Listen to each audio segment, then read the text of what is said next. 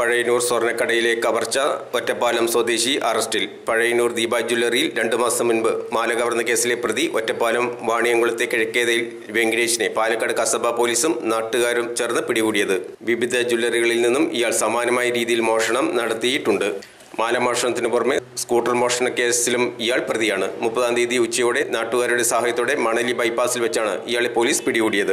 Ottapalam, Pazhayannur, Palakkad south police സ്റ്റേഷനുകളായി 5 കേസുകളിൽ പ്രതിയാണ് ഇയാൾ. ഓൺലൈൻ ഗെയിം കളിച്ച് ലക്ഷങ്ങൾ നഷ്ടമായപ്പോൾ മോഷണം നടത്താൻ തീരുമാനിക്കുകയായിരുന്നുവെന്ന് ഇയാൾ പോലീസിന് മൊഴി നൽകി. Kasaba inspector BB Jayarajan, SI Baburaj, A Jathi, Shahul Hameed, senior civil police ഓഫീസർമാരായ R Rajith, S Jayaprakash, Prince, CPOമാരായ ബാലചന്ദ്രൻ, അശോക് തുടങ്ങിയവരാണ് അന്വേഷണ സംഘത്തിൽ ഉണ്ടായിരുന്നത്. പ്രതിയെ റിമാൻഡ് ചെയ്തു.